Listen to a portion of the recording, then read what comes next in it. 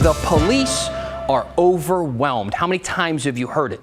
I mean, they'll tell it to anybody who will listen. They're dealing with record crime, a staffing shortage, budget cuts across the board, and average Portland residents are starting to notice this in their daily lives. Here's an example. I got this email from Shannon in Northeast. She said, "We were recent victims of home burglary on Thursday, and we reported our story to the police that evening when we returned home." So she did what anybody would do. She called police. They sent over some officers, and they filed a report. But then the next day, Shannon got online. She was curious. She went on the website OfferUp and found these pictures of all of her stuff, her purses, the Nintendos, the watches, and she celebrated. She high-fived her husband. They did it. They cracked the case.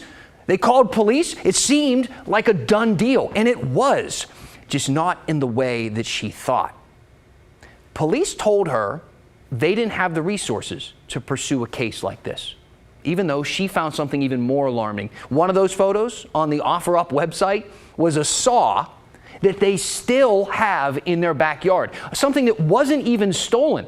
But this person still posted it and asked for somebody to make an offer to sell it. So this thief, or whoever is making these posts, knows exactly where that saw is. And I talked to the woman about that on the phone today.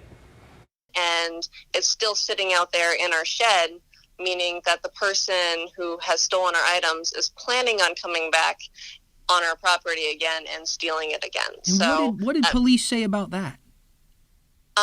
Police said that we have to just wait to see if we see a suspicious vehicle, see if anybody comes by, but that there's nothing that they can do in the meantime. Now, we reached out to Portland police about this case specifically, and what they told us is our quote of the day. They said the Portland police are not budgeted or staffed to provide the kind of police service routinely asked for by the community and the kind we wish we could offer. Not very reassuring, is it?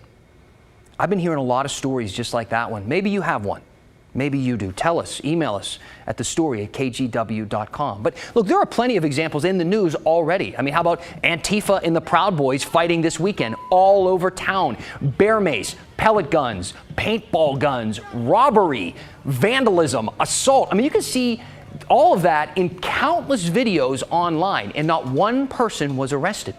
You can find some accounts of people bragging about committing these crimes online, and still no one was arrested. Or how about the street racing? 2 weekends ago, people did an actual Fast and Furious in Northeast Portland. It was like something from a movie. They raced and spun out for 3 hours. It was longer than a movie. And they did it at a major intersection. I mean, this isn't some parking lot in an industrial area. This is MLK and Columbia. They shut down the road. They backed up traffic for 3 hours. Police got flooded with calls and did nothing, despite knowing about crashes and potential injuries. And when we asked them why, they basically said no one was hurt and there was no immediate threat to the public.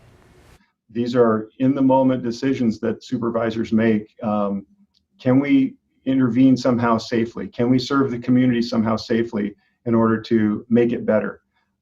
Sometimes waiting, which is difficult to do, is the decision that gets made. And that's what they did that night. They waited until everybody all got all tuckered out and went home. Now, I'm not implying that our police have gotten soft, not at all. They have been busting things like this up for a really long time. Recently, back when they had a traffic division, back when they had enough officers to coordinate with to bust something this big. But we don't have a traffic division now, so officers just watched. And the calls to 911 did nothing more than tie up the lines.